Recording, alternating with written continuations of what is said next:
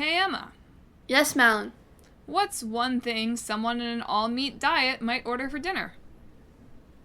I don't know. What would they order? Just Goose!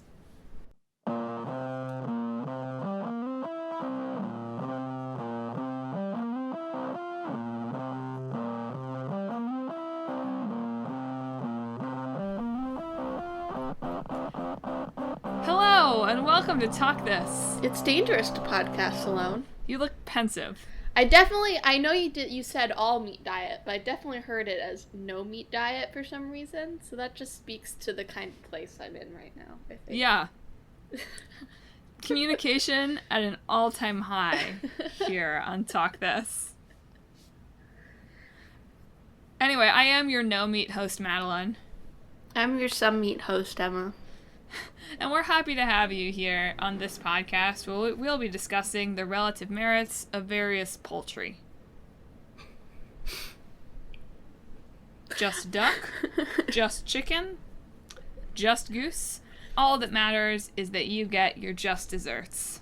See, I think the only poultry I've ever had is chicken and turkey, so this is going to be a rough one, you know? No, rough is the sound dogs make, Emma. This is going to be a honkin' one. You're going to sound like a quack. But we are talking about, for real, Just Cause and... Oh, I forgot to look up if it's Just Cause or Just Cause. It's Just Cause, right? It's definitely just cause. Okay. Not just cause. Well, that's sort of the ethos of the game, right? And we'll get into it. And an Untitled Goose game for our new one. Just cause. That's I think it's called Just Cause, but like the primary design principle behind it is just cause. That's true, but just can you imagine getting up on stage at like an E3 and being like, here's my game, just cause. I mean, yes, I can imagine doing that, sure. See, this is why you're in the games industry and I'm not. See, like, that's the games that we make at the end of all of these episodes are just cause. I would be remiss to right now not mention that, like, and say a good hello to whatever indie studio person has been listening to our podcast for the last 3 years and decided to make a game out of what we do every week. I know, right? Hello to you. We're very excited about Super Mash. I hope that you give us a nice little acknowledgement that we did this first. I saw that and I was like, wait a minute. That's not fair. Anyway. We should see if they'll send us a review copy. We could try, probably. It's like, this is literally what we do on the show. But for now, we were talking about Just Cause. Just 'cause we pulled it from the hat. Hey. So Just Cause is an open world action-adventure, third-person shooter, and driving around the landscape game. Mm-hmm. First one released in 2006 for the Windows and PS2 and Xbox. Developed by Swedish game studio Avalanche Studios, which I think is interesting. They're a Swedish studio making this game. I hadn't really thought about that until just now. That it's a little bit definitely on the outside looking in to some of this cultural setting. I think Avalanche has a studio in New York now, too, though. Well, that's cool. I don't know if they did in 2006. It just struck me as funny as I was saying it, of like, yes, nothing screams Swedish game studio like guerrilla action in a fake Caribbean island. Yeah, that's true. Yeah. So published by Eidos, also eventually under the Square Enix umbrella.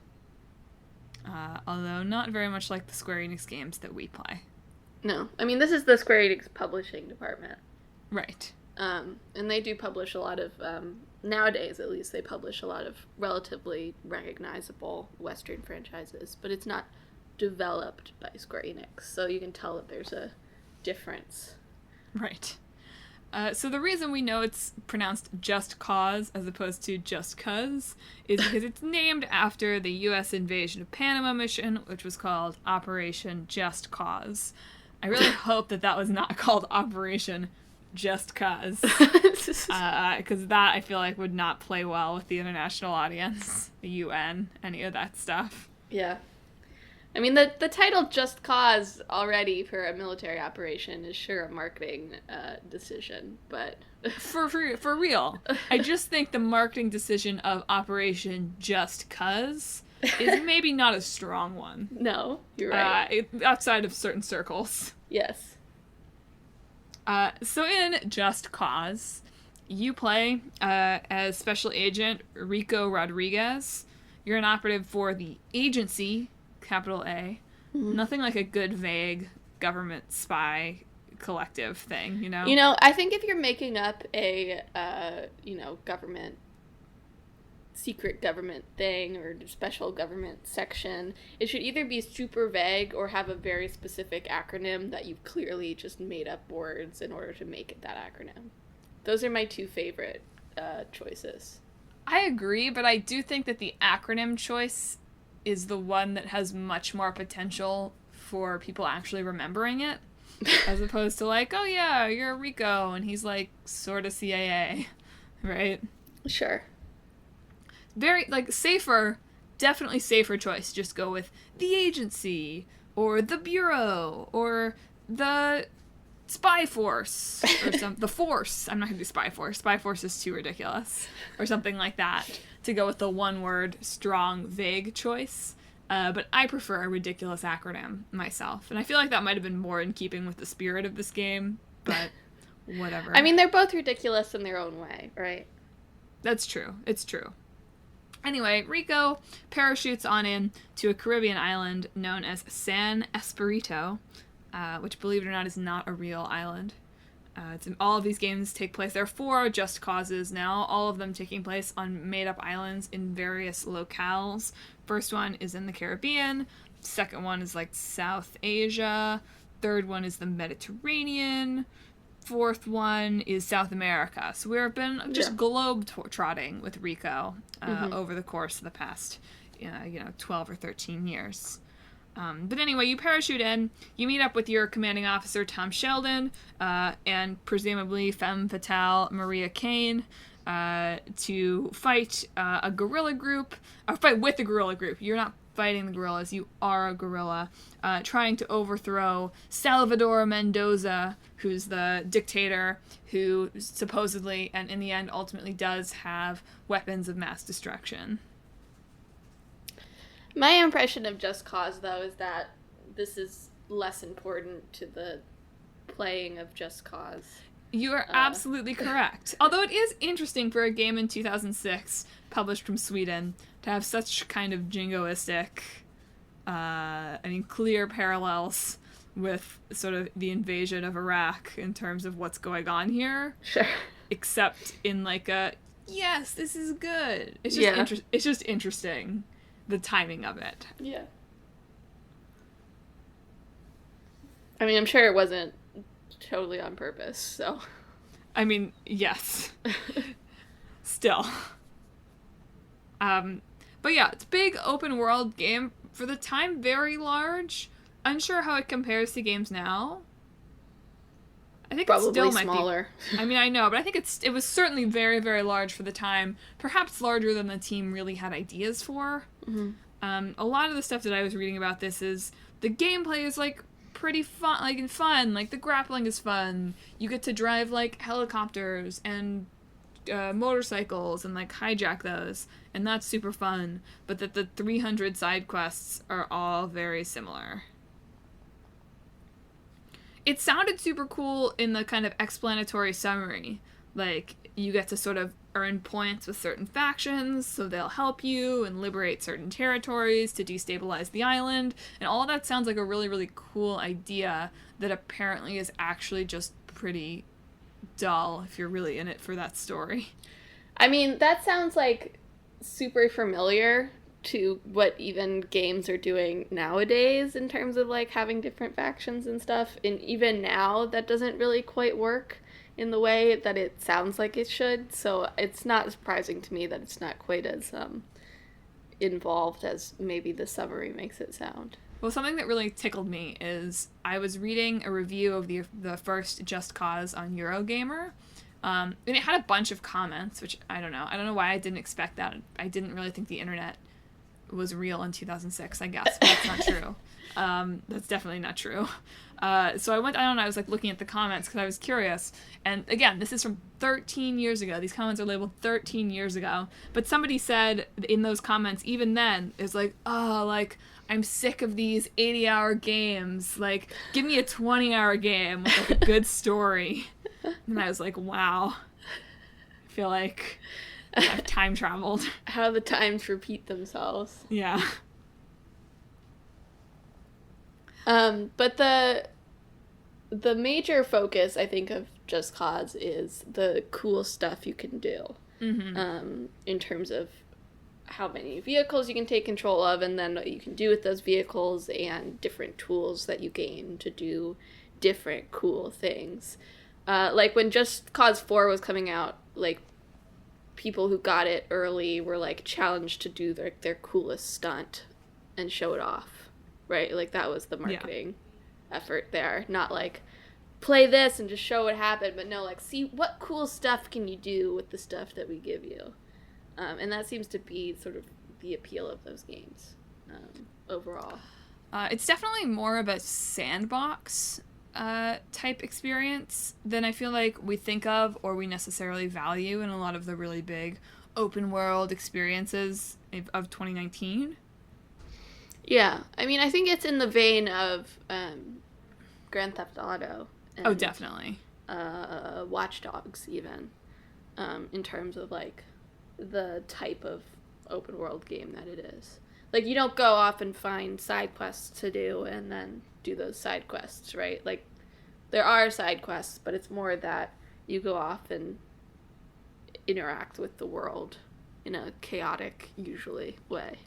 Yeah, I was talking to Clickbait Boyfriend about this morning in preparation for the episode, because he played what he insisted for a while was Just Cause 3, but we discovered was Just Cause 2. Because I'm sure they're very different games. Mm-hmm. Well, I said to him, like, was it on a Mediterranean island? He was like, what? So, but he said, yeah, that he found even the story missions in that game, which Just Cause 2 got better reviews than Just Cause the first one. Mm-hmm. That's not the official title, Just Cause the first one. That's just my subtitle. But he said, okay, even those story missions were pretty boring. Like, he gave up on playing those almost right away, but it was just like a matter of, like, he said he liked to fly planes into buildings, basically. Mm-hmm. Which, what does that say about my choice of partner? I don't know. Nothing. Video game violence doesn't correlate with anything. But it still felt weird for him to be saying that as we were walking down the New York City streets. Yeah. With other people in earshot. Yeah. Like, I liked crashing planes into buildings. But he also said, he was like, yeah, I only ever played Grand Theft Auto 4, but it seemed like Grand Theft Auto was the sort of superior story game and just, like, more fun. But can you fly planes in Grand Theft Auto? You can't. So that's what he said. He said the setting for Just Cause seemed to be a lot more interesting. It wasn't like there was a lot more variety in what the world looked like. It was kind of bigger. It wasn't just like you driving around city streets. Mm. So that was definitely a point in its favor, at least in his accounting, which I can definitely see. If you're going to have a sandbox, you should have a bunch of different kinds of sand. Yeah. And they've continued to add to it. I know something that was interesting to me when Just Cause 4 came out is that they have, like, dynamic weather now. Mm-hmm. So there could be, like, big tornadoes out of nowhere and stuff like that. And that seems to be sort of anything to create more chaos seems to be the driving force behind the development of these games. Which, you know, fair enough, I guess. There's definitely some fun to be had in just causing rampant destruction. In know? What? In just causing rampant destruction. Hey. I've never fully played games in that way, but I think it's because games I lean towards, like, are like, oh, if you cause rampant destruction, they'll remember that, you know? Yeah. Whereas in Just Cause and GTA and stuff like that, and even Watch Dogs, it's like, oh, if you cause mass destruction, you did that, you know? Yeah, I have a hard time thinking of myself spending $60 on a game where it's just like, I'm gonna go do cool tricks and blow things up. Where does this fall on our chart again? I can't remember what the titles of each of the axes were. Power and control. Power and control, right. Because we use destroying buildings as the example. So, like, being able to destroy a lot of buildings, but it not having very much impact is high power, low control. No, right? Low power, high control. Yes, you're right. Power is like narrative power. Right. Although it depends. I don't know if the buildings stay destroyed in this, or if there's any kind of lasting ramification. I don't believe there is. I mean, I kind of doubt it. Not. I do think like there is some impact in terms of you can free different factions and free different parts of the island, and so I do think doing those kinds of side quests successfully has some impact on the progression of the narrative, if not ultimately the end where you assassinate the dictator. Spoiler, I guess. Hopefully that wasn't really surprising, but there you go. But yeah, definitely high control, low to medium power. I only really brought that up because I remembered it being our example when we did that. Was it really? That had completely left my mind. Well, I drew those pictures. Not Just Cause being an example. I remember destroying buildings. Yes. Of course I remember that. Your iconic cartoons. Yes, that I put so much effort into, You know what? They were still iconic. You don't have to tell the people that you didn't spend hours thinking about each brushstroke. I mean, I did, though. Excuse me. Fair enough. So a couple other things to note. Hey, look, as Rico Rodriguez, you are playing as a Latino action hero in a 2006 video game. Which, Yeah. Props to them for that. It does make it, ever so slightly better that you're sort of going in and messing with, that area of country as well. It's not just, standard white man comes in and fixes things. Yes, exactly. That said, I mean, I couldn't find anything about this, but I would be curious to see how culturally sensitive this game is.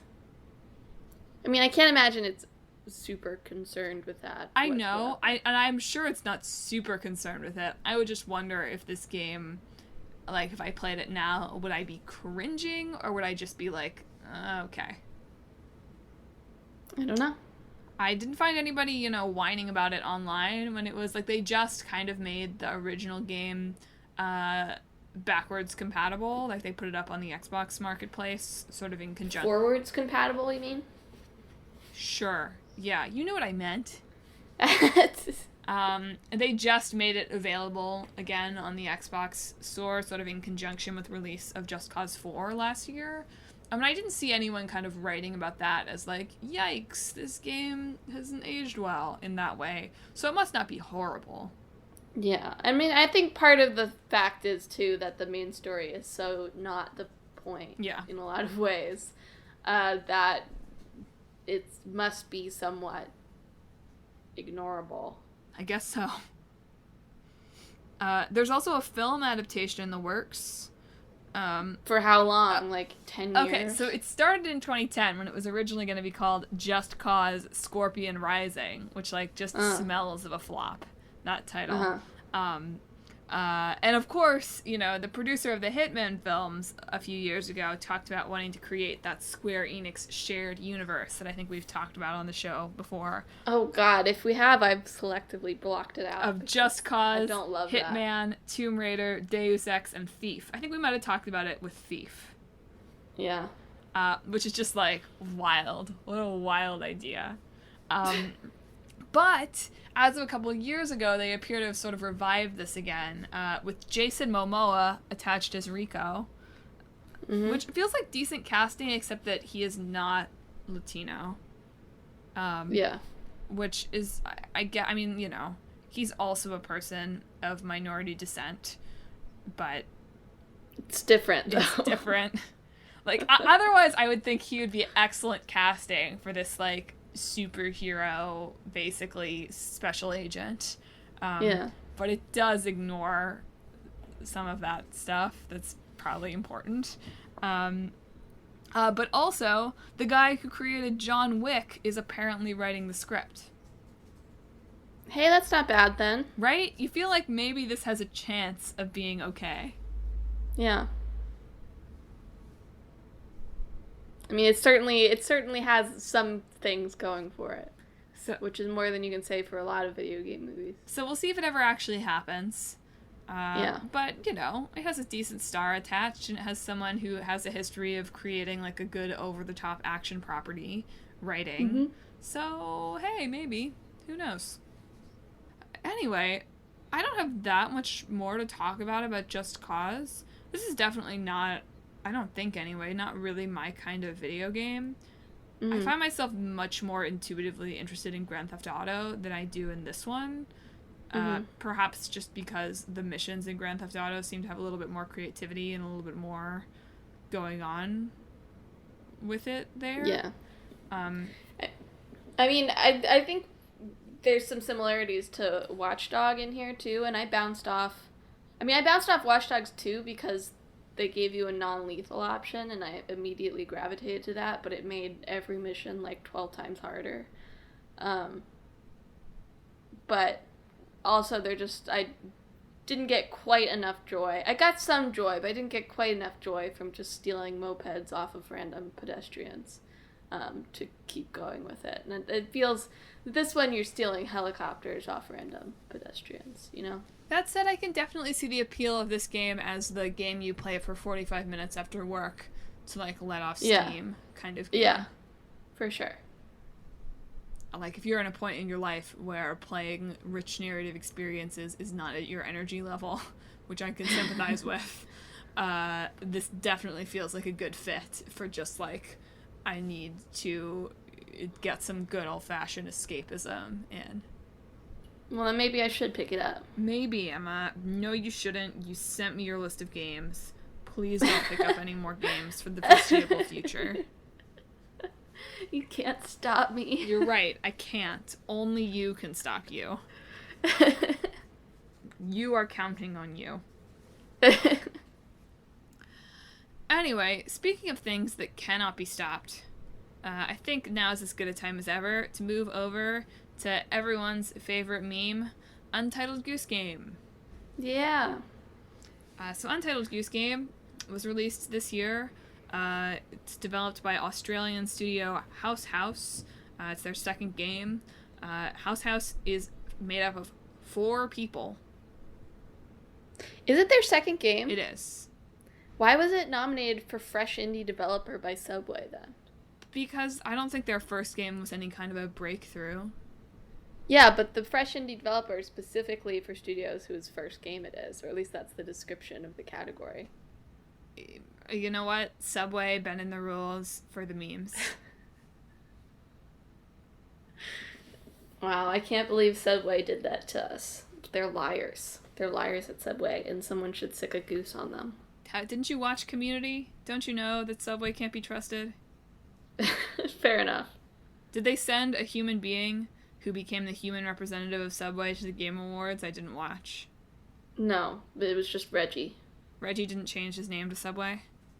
No, he didn't change his name to Subway. So far as I know, Reggie he's unchained, so he could do anything. Well, what's the point? Anyway, yes, it is their second game, although their first that I imagine pretty much anyone has played. They're also, I thought this was so interesting, their studio is basically supported by, like, government organization, like a government funding thing. Can you imagine? Can you imagine that? Being a game studio that has, like, government funding? Down there in Australia, you know, they need to bring joy to their lives before they're eaten by one of the thousands of snakes that can kill you. Well, so interestingly, sort of based on that, so the inception of Goose Game as has been recounted in many articles online now, is basically like they had like made their last game that came out in like 2016, I think, and they were like talking about what their second game was going to be, and like they were batting around ideas, and then one of the team members, I mean, this really sounds like it was happening in like a group chat. Everything refers to it as like internal communications, but it's like, okay, what is this? I mean, I'm like, sure it's a Slack thread, right? Yeah, I'm sure it's that. Yeah. And somebody just like put in there, he was like, how about we make our game about this? And just like a stock image of a goose. And they all just kept making jokes about what this Goose game would be like over the course of the next few weeks. And they said the jokes just kept getting funnier and funnier. So we decided we'd make that instead of whatever other game we were sort of batting around. But they also, like, part of what they were thinking of is, like, as people who live in, like, they live in, like, an urban area in Australia. They're not, like, out in the bush, right? Right. So they were, like, it was really kind of baffling to us because, like, we don't really have geese, and also we live in a city anyway. Like, how scared people are of geese. Yeah. And, like, the relationship to people in, like, goose areas with those geese and the terror that they have. And, like, we thought that was really funny. So, like, we kind of were working off of that. I was gonna say you have experience with that, but it's ducks in Miami, right? So it is ducks in Miami, but I do also have a goose story from childhood. Yes, I remember your goose story from childhood. So as a, like, 5-year-old or something, we went on a field trip to some kind of animal thing. And there was a goose. As you do with 5-year-olds. Right. And there was a goose. And it chased me. Yeah. As geese do. Yeah. That said, this game would be a much darker horror if it starred one of the warty ducks from Miami. Those things, when they got into a fight with each other, oh boy. I have vivid memory of one time walking to class and there were these two geese, like, fighting each other, by which I mean one of them was way stronger. Did I say geese? Ducks. Yeah, you fighting did. each other, and there was one that was, like, way bigger and stronger than the other, and I was like, is there gonna be a dead duck when I leave this class? And I walked a different way, so I didn't have to know. A long way around the lake. Oh no. Anyway, all this to say, I understand the terror of fowl acutely.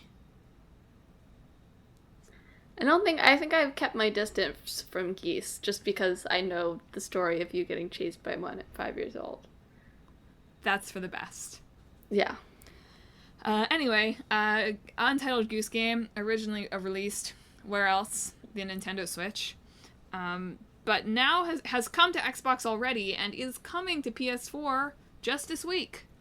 Yeah. So good timing for us, the PlayStation superiorists.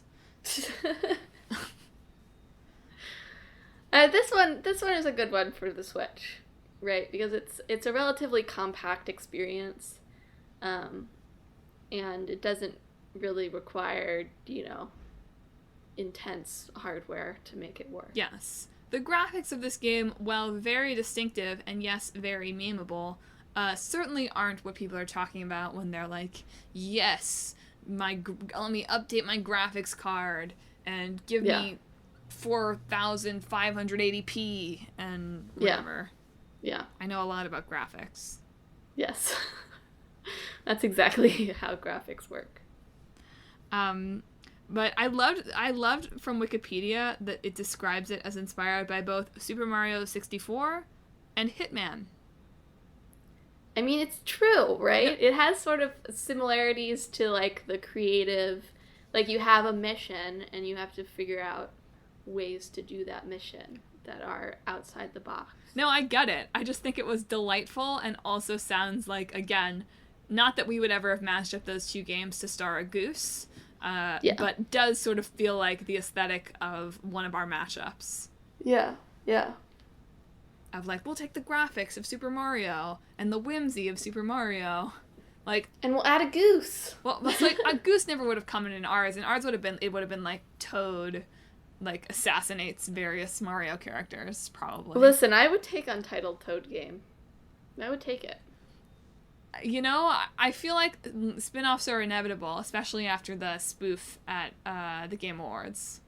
Yeah, which they probably should have put in front of any other category, but was very charming. Yes, maybe not quite the Games for Impact world. I just thought it was funny that they went straight into like the quick giving away of best family game, because wow, that skit would have worked way better in front of best family game.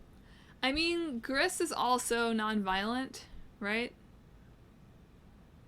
Yes. Oh, it's not called Gris. We had a big discussion about this, right? It's Grease. Yeah.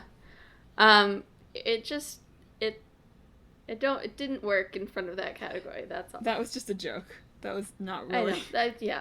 Yeah. They're both non-violent games. That means they're the same, right? Yeah. Exactly. That said, depending on how you define impact, what game this year had a greater impact than Untitled Goose Game? That is what I was going to say before you beat me to it. Dang, sorry.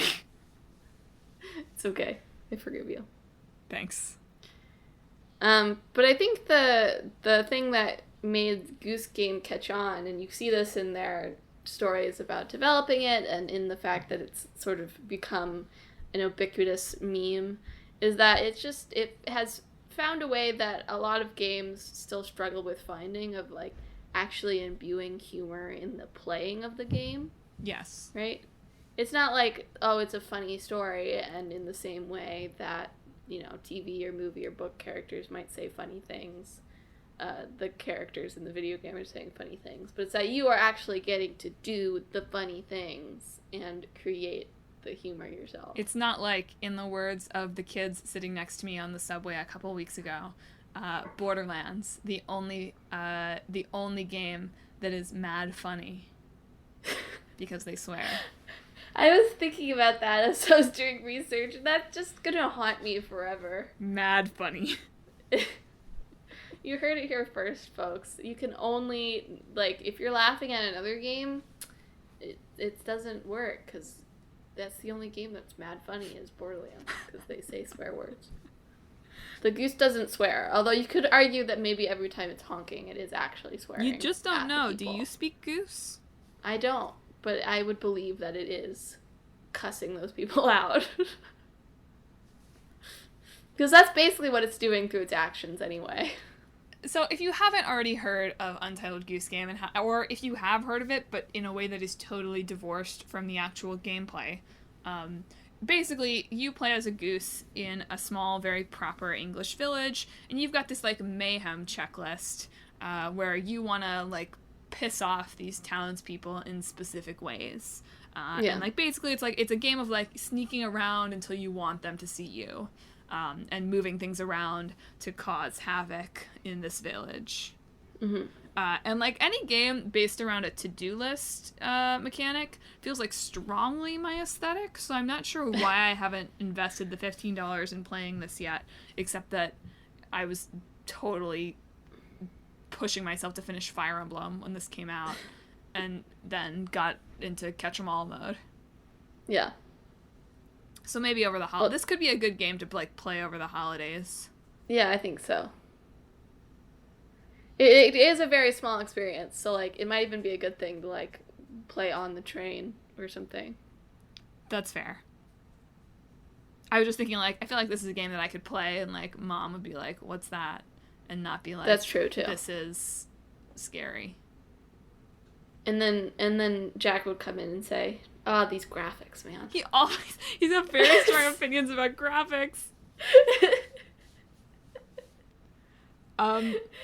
But yeah, most significantly, Untitled Goose Game has become a real phenomenon in its own right. I don't really understand it. Why it's so memeable?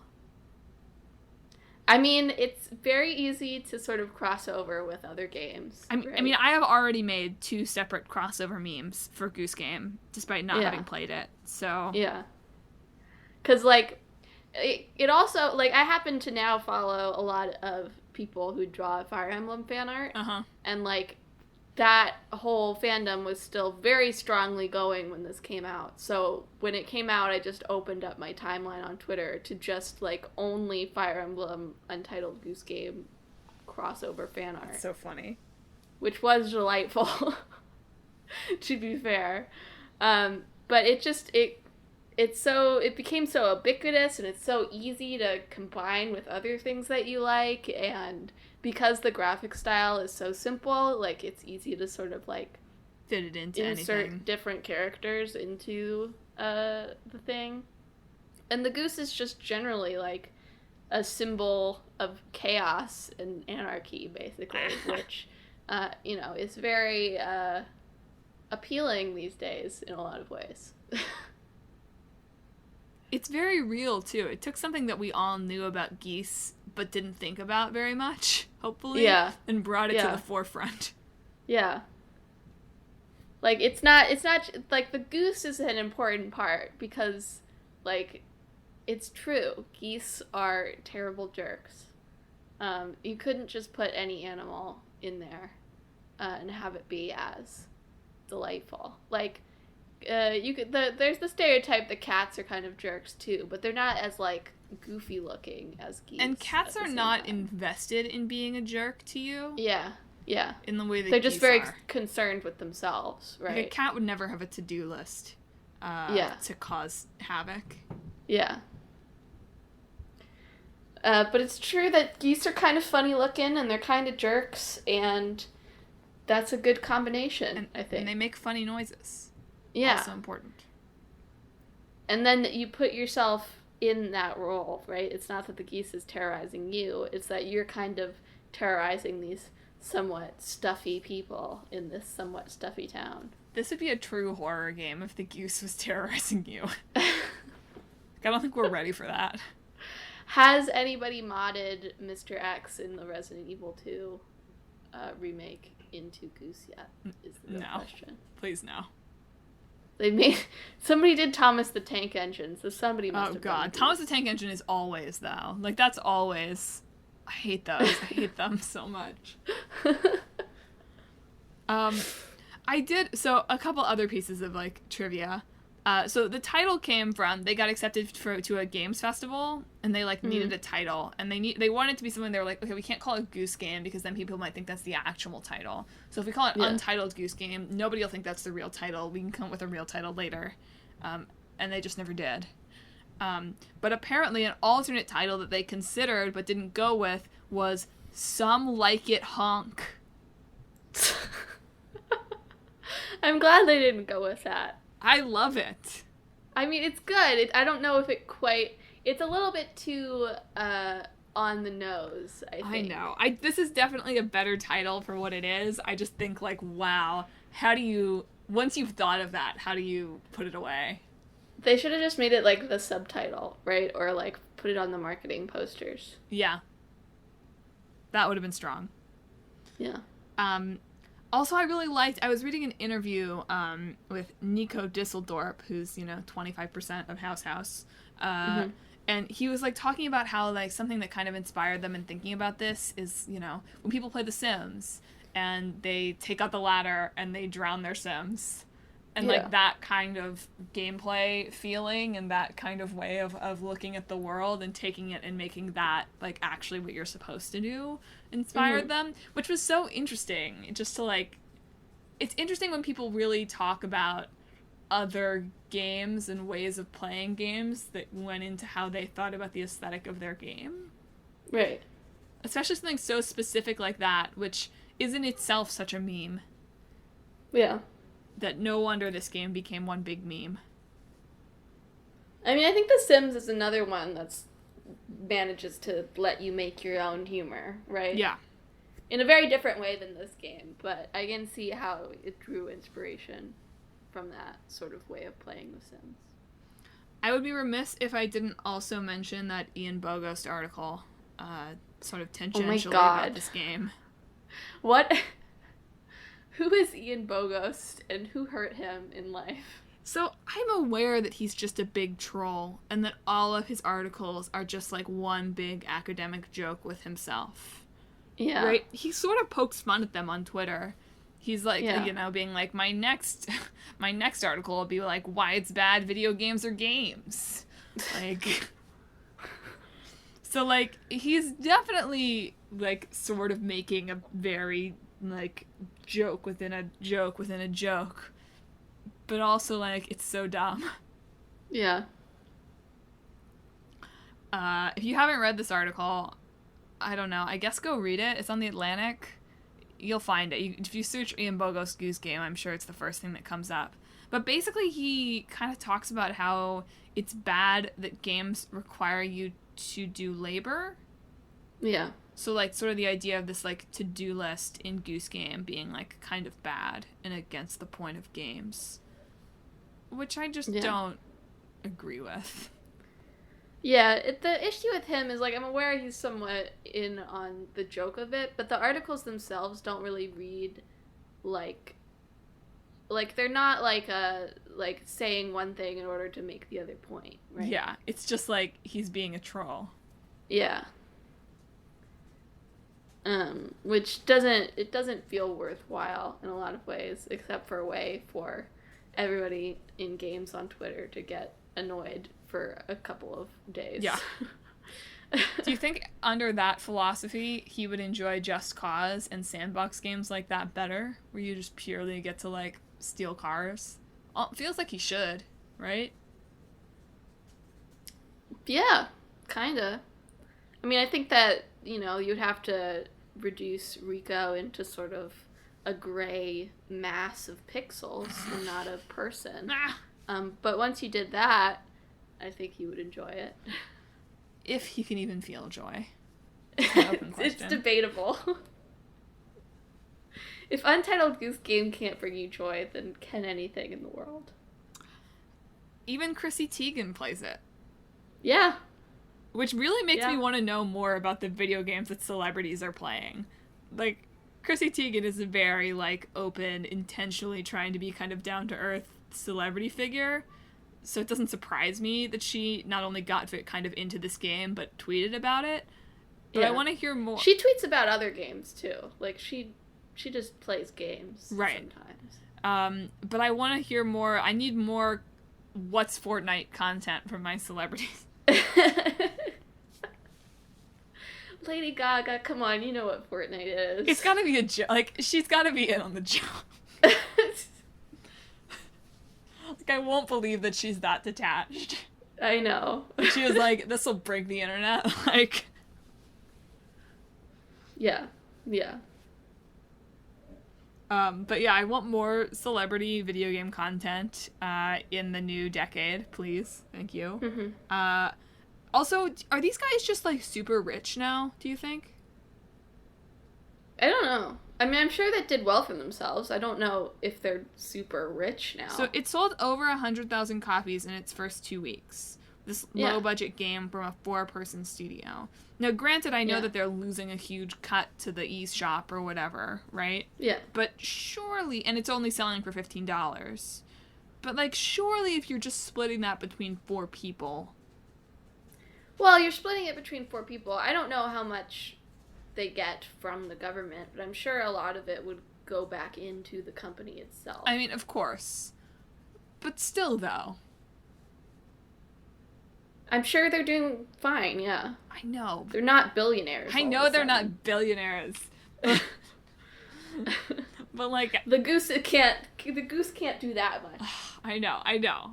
I was just wondering, because it's like, okay, they must have had a budget for this where it was going to be fine and their studio was going to survive on the, the profits and then also, continued government funding if it had sold much less well than this, right? Mm-hmm. Like, they made a second game.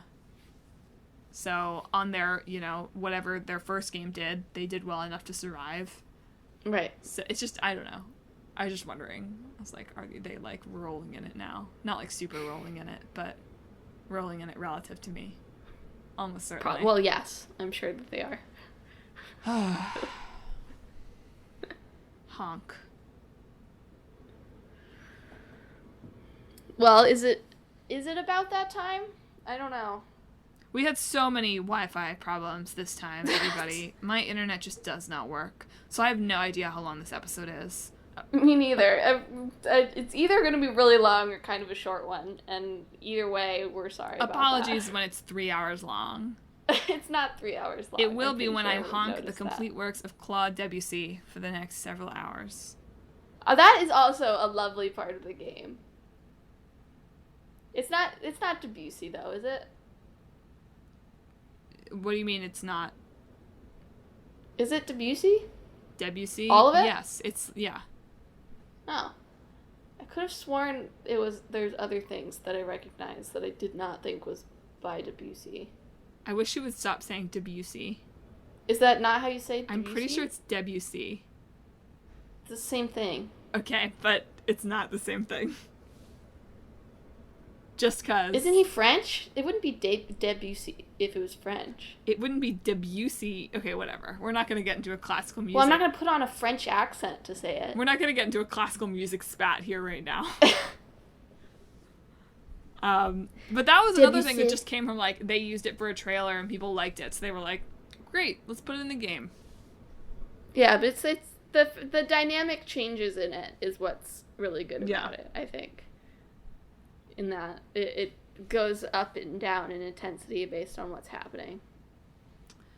So it's mashup time. Goose joins the agency, flies a plane, crashes it into a building. I mean, yeah, the good mashup is basically just making Untitled Goose Game a whole lot bigger. And instead of just causing kind of mayhem, you're doing, like, assassination stuff. I mean, it's kind of like Goat Simulator, except, like, you know, more polished than that. It's like a bigger, grittier, darker Goose Game. Isn't that what everyone wanted? Goose has lost one of its wings. It's got an eye patch now. Yeah. And it's here to take revenge. Exactly. Not that there's really that sort of mood in Just Cause either. Alternately, we could do like a... You know that sort of genre of film that's about, like, big army man becomes a babysitter kind of film? Yes. We could go the other way, and, like, Rico Rodriguez is sent on an assignment to a small English village where his assignment is, like... It's his greatest enemy yet. The only one who can match him in sheer chaos. Oh, I didn't even mean him fighting the goose. The goose had disappeared in this. I like that idea better. My idea was, like, his, like, assignment is to, like, watch over this, like, terrible little kid. And, like... No, first is that the goose... He's watching over the glasses kid. Oh, nice, yeah. That the goose is determined to tie the shoelaces of. And the great, like, his, like, kicker line, his, like, quotable line from it is, "Now your goose is cooked."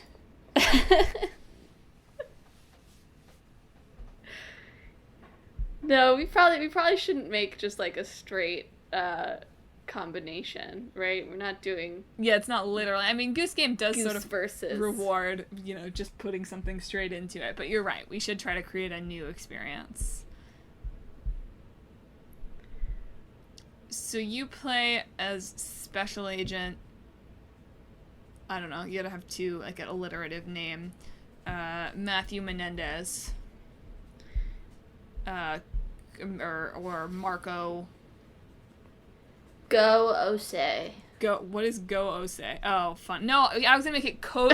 I was gonna make it codename Goose. Oh, okay. That's better. So you're a Special Agent,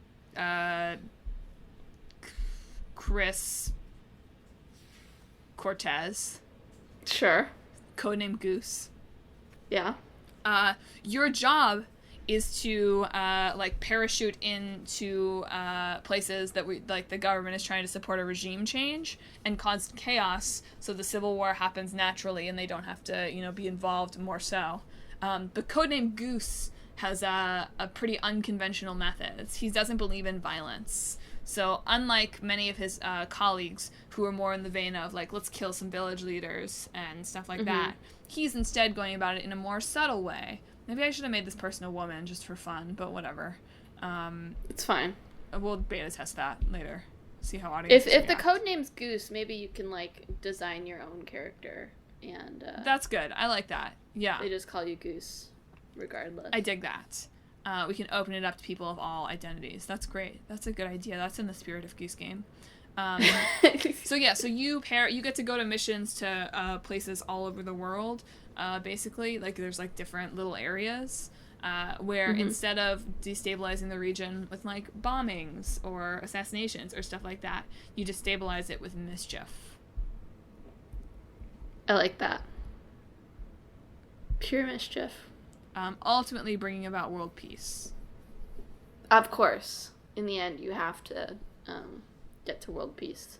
But then, in that like end credit scene, like Goose sits at home, kind of with a loss of what to do, and like does something mischievous that's gonna like set things off again.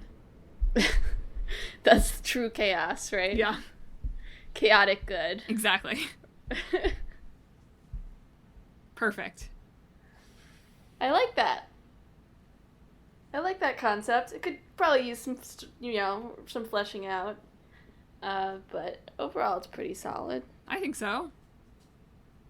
Maybe you have a rival who, like, is trying to do sort of the darker ways of doing it, and not only do you have to cause, like, your own mischief to destabilize the town, but, like, you have to be, like, pantsing your rival all the time, right? Or something, you know? I like that addition. That's like, good. Literally or metaphorically, probably both.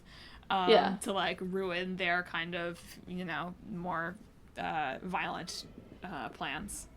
You replace, like, all their bombs with just, like, confetti cannons. Exactly. Yeah. And so in the process, your rival becomes a kind of a folk hero. Like, spreading joy.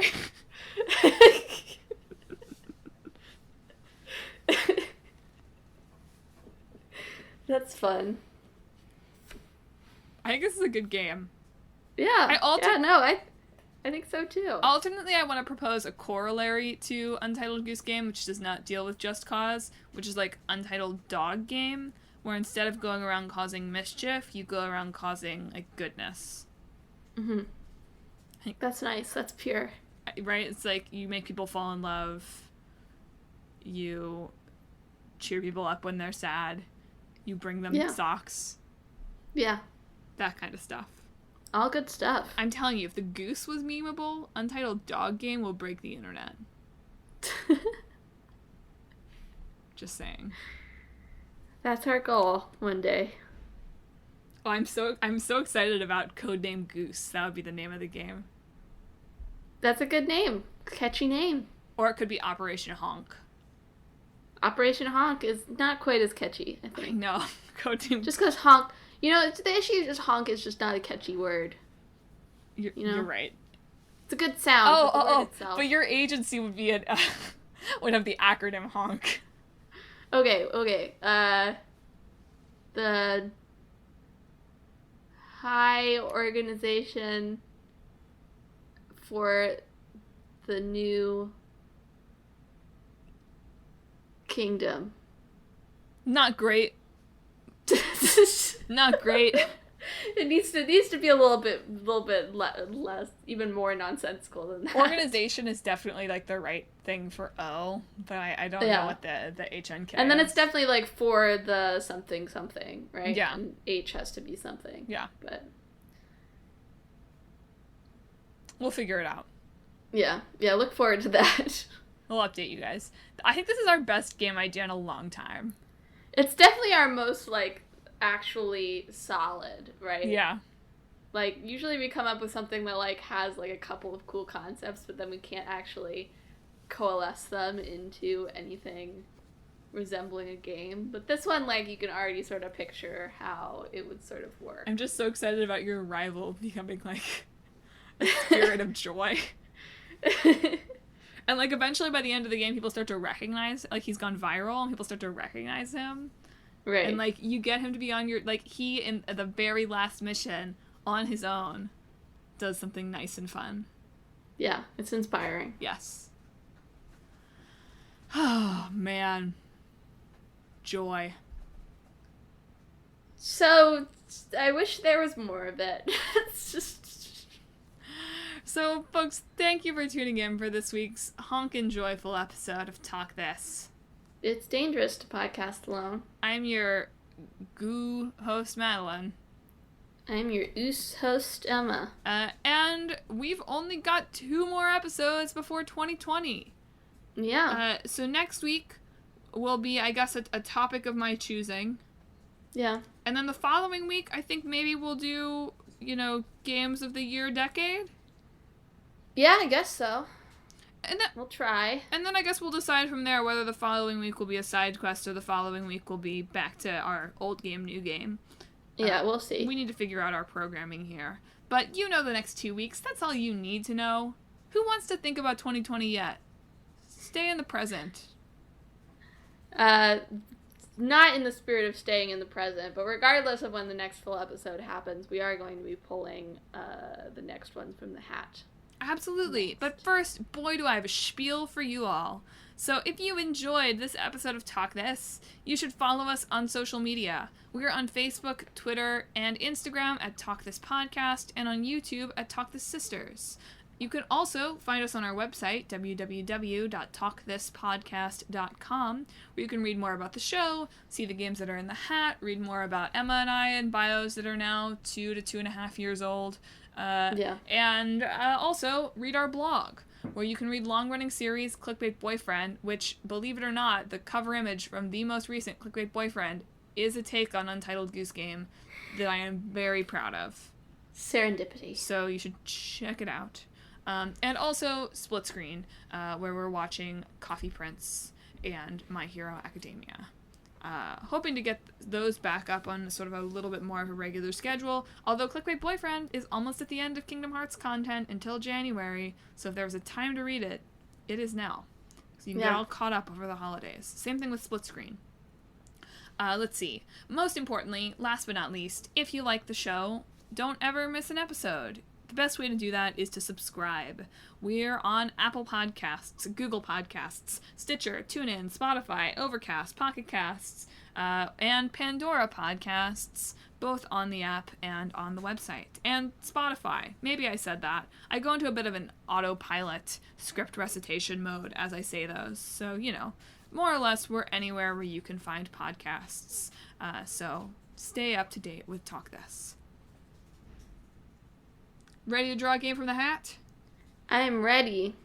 I really gotta go through and replace these again. It always gets away from me. You say this every single time. No, I didn't. I feel like I just did it last week, but I definitely didn't. I did it, 3 months ago. Well, that's just how time works. We'll quibble about that some other time. Give us a drum roll, listeners. Our old game is going to be Quake. Nice. Shaking in my boots. You're quaking in your boots. You're right. And our new game is going to be Baba Is You. Oh, dope. Something I've actually played. Yeah, there you go. I'll have to play more over the holidays. Excellent. So look forward to that, and whatever Madelyn decides will be the topic for next week. Yes, I'm going to think about it this week, but it'll be a good one. It'll probably be something, I have to think of something that's not, too backwards looking, because we'll be talking about that a little bit, obviously, the following week. So I'll come up with something good. Don't worry, you all can trust me. I come up with good ones. Yeah, you do. Much more fit for an hour than I do. That's okay.